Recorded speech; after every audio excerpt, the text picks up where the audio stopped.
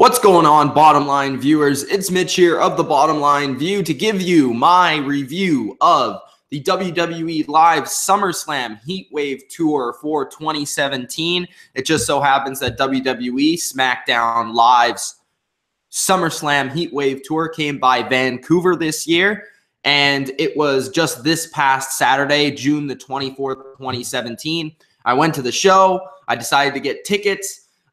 Just starting off talking about the ticket prices. The ticket prices were pretty reasonable, pretty cheap. I mean, the best tickets I think were only sold for about $80 to $90, and that was like front row. So you could have had possibly floor tickets for about $70, $65. We got tickets for about $65 to $70, and that was in a pretty good spot in the middle of not on the floor, but kind of above the floor. And that was a pretty good section to be in for the show. And we had pretty close seats, and we could see all the wrestlers and could see everything that was going on, see the entrances, all that stuff. And I would say that we had pretty good seats. So the ticket prices were pretty good. I'm going to talk about the show, talk about the wrestlers, talk about the performances of the show, talk about what I think the differences between WWE Live and the television show are, if I like the live show better than the television show, and just talk about, you know, the different aspects of a live show, because I know a lot of people want to know, maybe before they go watch a Raw or a SmackDown or even a house show like this one, maybe they want to know a review from somebody, a first-hand account, or they just want to know what it's like to be there and what happens at a live show. Now, this isn't my first live show, definitely not. I've been to multiple WrestleManias. I've been to multiple Raws and SmackDowns, and I've also been to multiple live shows here in Vancouver. So I have a pretty good landscape of knowledge when it comes to different live shows across wrestling. So I'm just going to talk about all the matches, what the card was, the wrestlers, the performances, all that stuff. So let's get into the show. And the show started off pretty good. First off, the fans. Who was there? How many people were there? So in Rogers Arena, I'm not exactly sure how many people the arena holds, but it's a pretty decently sized arena. It's meant for hockey for the Vancouver Canucks. I'm pretty sure it holds around 20,000 to 30,000 people. And I would say that there was, I don't know how many people exactly, but let's just say that there was the floor, and then there was the first row of people, the first section of people. The top was closed off. Basically, nobody sat there. I think there was maybe 2 rows of people that sat up there for whatever reason. But the entirety of the bottom section was filled, except for the side near the entrance. So it was a pretty good filled show. I would say that there have been more packed shows when I've gone in the past. I think when I went in the past, there was an entire arena filled, but it wasn't at Rogers Arena, so it didn't have the same capacity. So I don't really know exactly the difference between when I went in 2005 till now, or when I went in 2010 till now, or when I even went in 2013 till now. So I don't really know the difference in terms of the capacity, but I would say that there was a pretty decent crowd. I would say there was about a little bit better than expected, actually. So I'll give it that. So there was a strong fan base in Vancouver that wanted to see this show. This, of course, was the Smackdown Live Show, the Smackdown Heatwave Tour. I'm unable to go to a Raw show. Not sure who's on the Raw show, but for the Smackdown show, you got basically the main elements of the show, the main characters. You have Jinder Mahal, the WWE champion, the Singh brothers, Usos, Fashion Police, New Day, Charlotte, Natalya, Carmella, Tamina, Becky Lynch, Naomi, Baron Corbin, Ty Dillinger, Luke Harper, American Alpha, Mojo Rawley. Shinsuke Nakamura was supposed to be on the show, and this is where we get to the surprise appearance on the show, and we also had a big debut on the show. So this was actually a pretty eventful live show, more than most. So the show starts off with Jinder Mahal and the Singh brothers in the ring cutting a promo. By the way, Jinder was super over at this event because WWE, when they come to actually our area of the world, here in Vancouver, and especially in Vancouver, a city that is filled with people that share the same religion and the same beliefs and the same skin color as Jinder Mahal. Jinder Mahal is often very over with the crowd in Vancouver. He even was when he was a jobber. Like, I remember one specific show I went to where people were literally cheering for Jinder Mahal to get in the ring. Plus, Jinder Mahal is also Canadian, so Jinder Mahal has home field advantage.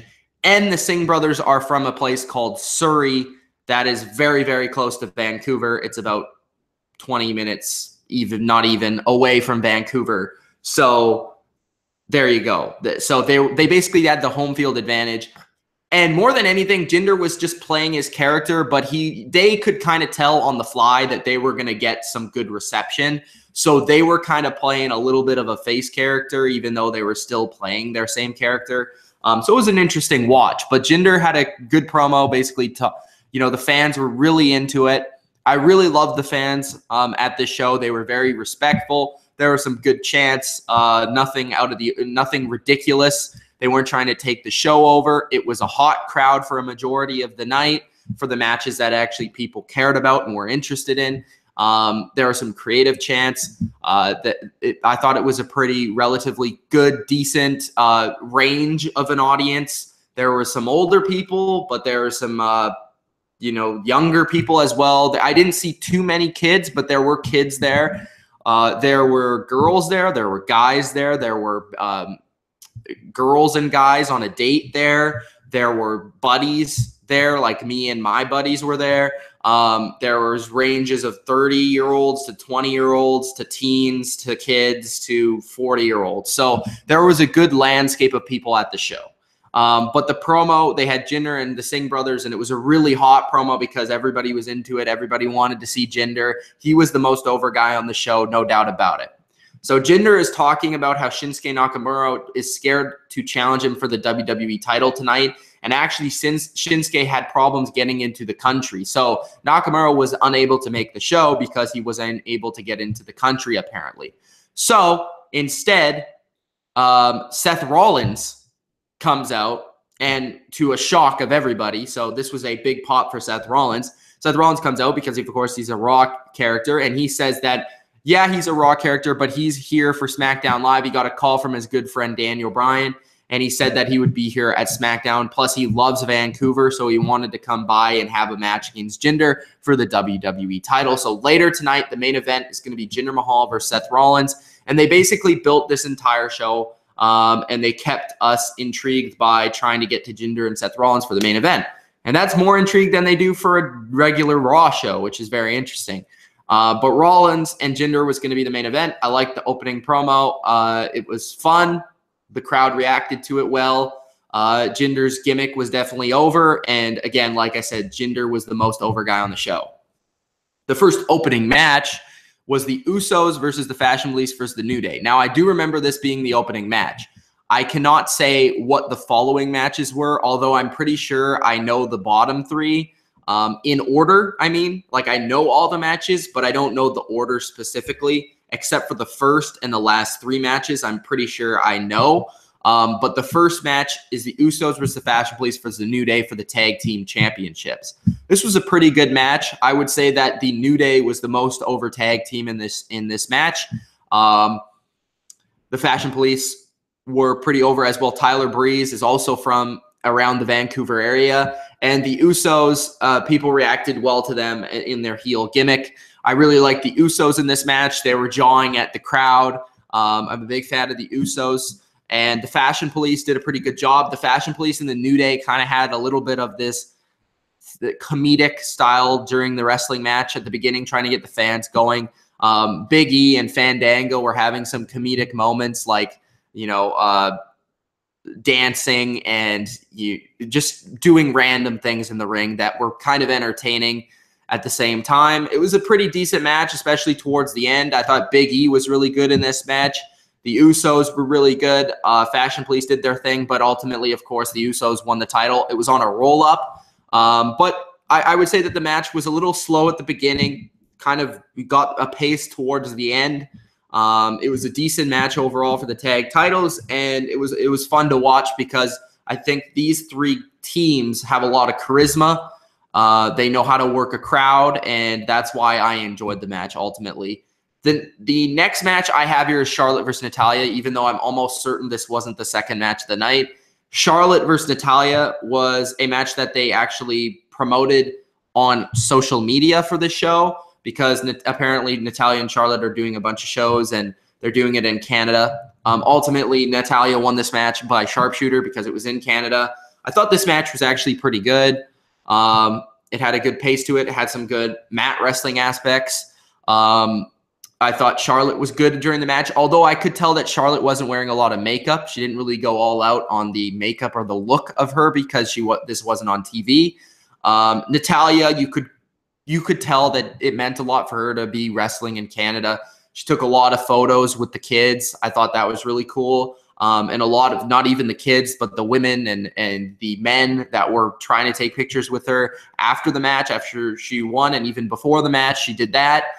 She held up a sign for somebody. I thought Natalya was really classy with all that, and Natalya seems like a really nice person.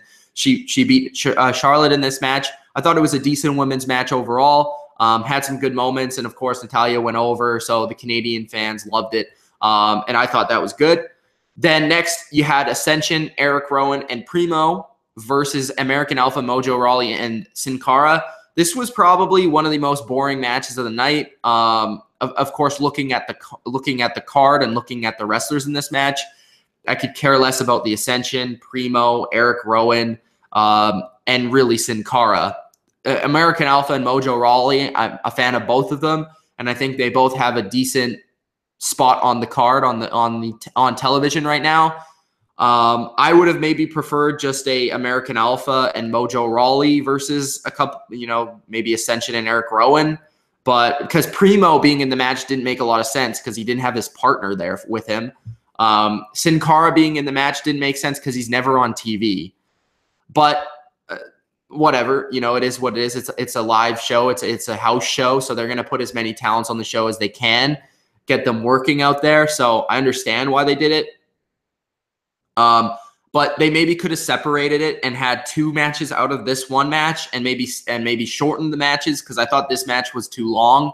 And I thought the crowd was kind of died towards, the middle of the match where people just really didn't care because it was going on too long.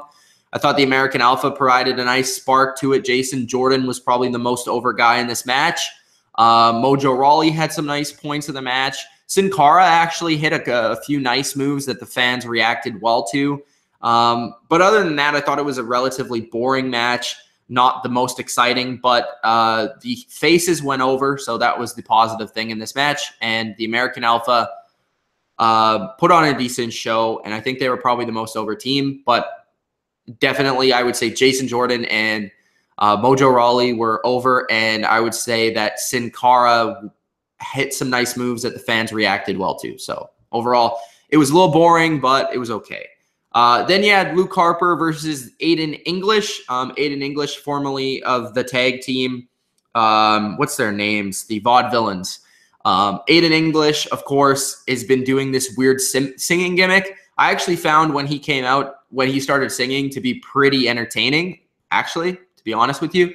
The fans reacted well to it. They were booing him. They were like yelling at him and stuff, and he got some good heel heat from it. I think Aiden English is actually decently talented, and he was over as a heel in this match. Luke Harper was his opponent. Luke Harper didn't get much of a reaction, to be honest with you, compared to somebody in a similar spot, I guess, like Sami Zayn or I don't know, American Alpha.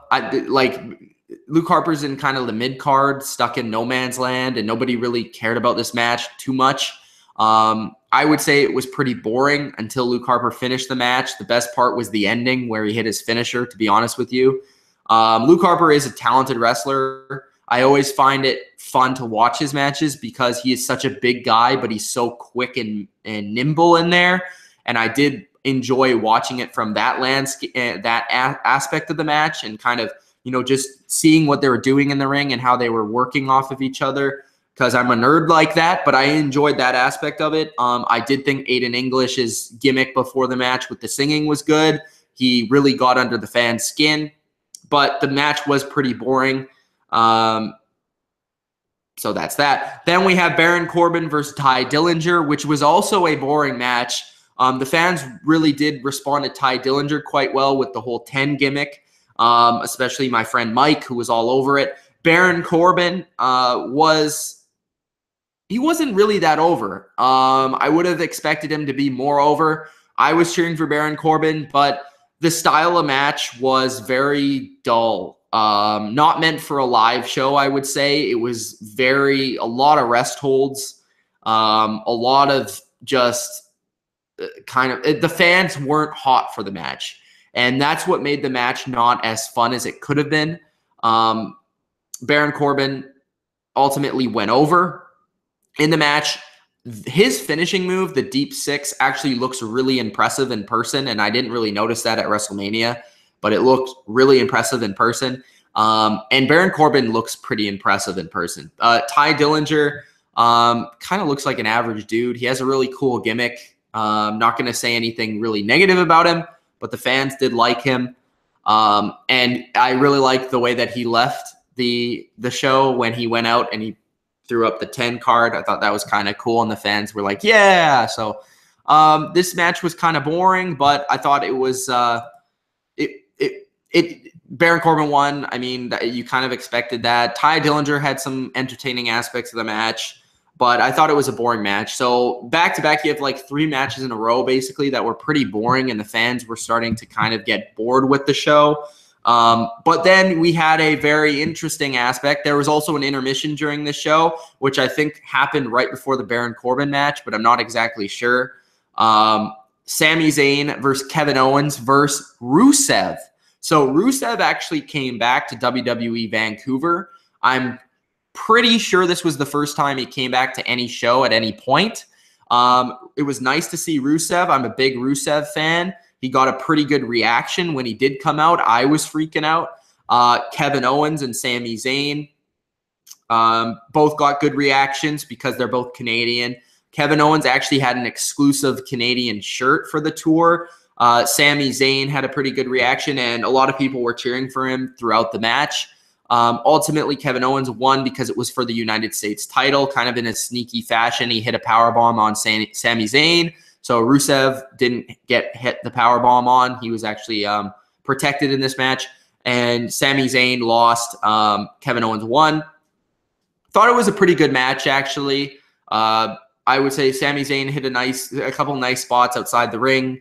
Rusev hit some of his power moves, had his finisher on during the match. Kevin Owens kind of was playing the sneaky heel. He was out of the ring for probably a majority of the time compared to Rusev and Sami Zayn. And then he came in at the end and hit his power bomb after Rusev had his clutch on Sami Zayn. So I thought it was a pretty good match overall. I thought a lot of the fans were into it. You had 2 Canadians in the match. You also had a guy that's known as, somebody not from the U.S., obviously known from Russia, Bulgaria. So I thought it had good aspects to the match, but it wasn't great, but it was pretty good overall. And I would say it was pretty entertaining. Then we had Tamina and Carmella versus Becky Lynch and Naomi. No, for not the women's championship, obviously, but the women's champion was in this match. Naomi teamed with Becky Lynch versus Carmella and Tamina. Carmella was pretty over when she came out, especially with James Ellsworth coming out. I'm a big fan of Carmella. And I'll get to why I love Carmella so much, because I thought that she was fantastic in this match. Becky Lynch had a pretty good reception. She always has a cool entrance, I will say that. And I did think that Becky Lynch looked very attractive in person, I will say that. Naomi looked good, and I thought that she had a cool entrance. She definitely did all the dance moves she usually does. She had the cool entrance. She went out first, which I thought was interesting, but people liked Naomi. The only one that really didn't get a reaction was Tamina. I thought that all the women actually got pretty good reactions. Natalya did, Charlotte really did, Carmella did, Becky Lynch did, Naomi did. It was just really Tamina who didn't get a good reaction tonight. The faces went over in this match. I believe it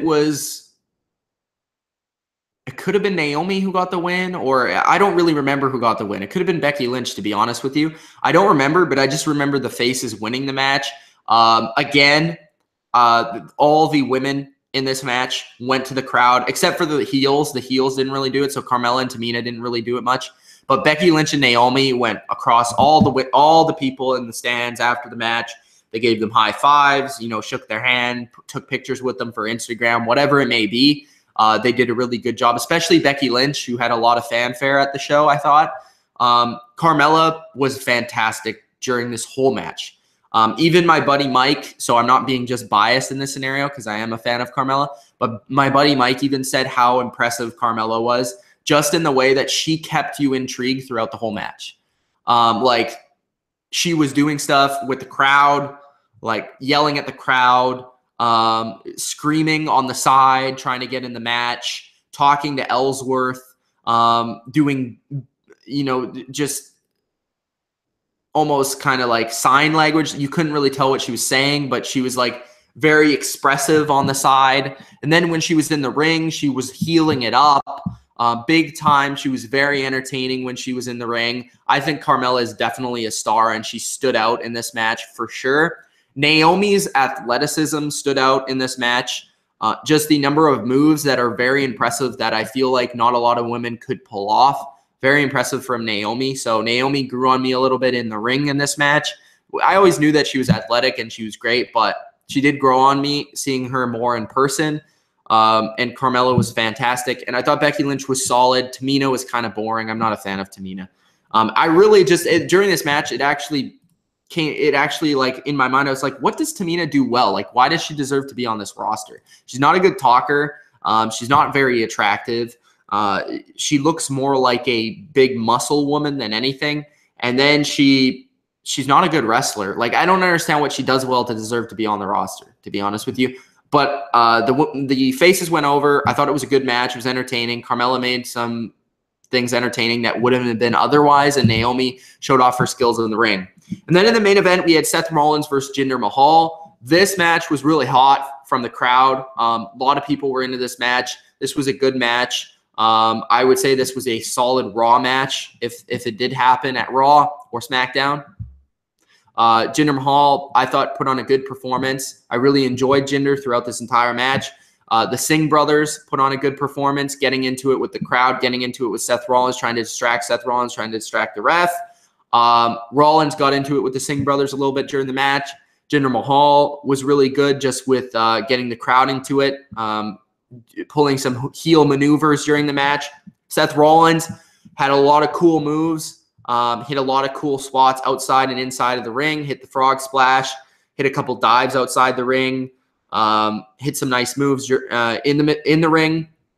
But ultimately, it ended in disqualification, which was pretty surprising. So nobody won the match. Actually, Seth Rollins technically would have won the match because it was disqualification and Jinder and the Singh brothers. So what happened was Seth Rollins basically hit this big move. He was going for the pin, and then the Singh brothers broke it up. So technically, you could have said that Seth Rollins maybe would have won the match, but it was for the WWE title, so they couldn't have had him win the match. So the Singh brothers come in, and they beat down Seth Rollins. Usually at WWE Live shows, what I've noticed is that they like to have the faces go over to send the fans home happy. So Seth Rollins won the match by DQ. And then after the match, they had Seth Rollins brawl, and basically what happened was Seth Rollins set up a table spot for Jinder, put Jinder through a table. I actually put it on Twitter. I put it on Snapchat, at Mitch Milani. You can check out the spot on Twitter. It's one of my most favorited and retweeted tweets ever. So that's cool. But Seth Rollins hit a table spot through Jinder to end the show. Very good way to end the show. The crowd loved it. They loved the table spot. Loved the main event. I thought that was a very good point of the show. It was the best point in the show. The beginning and the end were probably the best parts of the show with Jinder and with Seth Rollins. Other highlights of the show: Carmella, Rusev's comeback, Charlotte and Natalya, the New Day, Fashion Police, and Usos match. And I thought WWE did a decent job of putting on a pretty decent show overall. There were a couple of matches just with really wrestlers and characters that nobody really cared about, which kind of made the show drag on a little bit. The show was 3 hours long. It had like a 15-minute break, but it was about like 2 hours and 45 minutes. It went from 7:45 to 10:45. We didn't get home till 12. So it was very interesting. But overall, I enjoyed the show. It was a fun time. It's always fun to go to a WWE Live event. I definitely recommend you to go to one. So that's basically my thoughts on the show. I hope you guys enjoyed this live WWE recap of the SummerSlam Heatwave Tour in Vancouver on June 24th, 2017. Those are my full thoughts on the wrestlers, my analysis on the matches, and basically what I thought of the experience of WWE Live. It's always a fun time. I'd suggest if you've never been to go, even whenever it comes, I'd suggest to go. It's a very cheap ticket. It's a fun time with some friends. Occasionally you'll get a boring match or two, but it's just something to do and something to have fun with. So if you're a wrestling fan, I definitely suggest it. It's Mitch of the Bottom Line View. Thanks, guys, for watching this video. And make sure you subscribe to the channel, like the video, and peace out.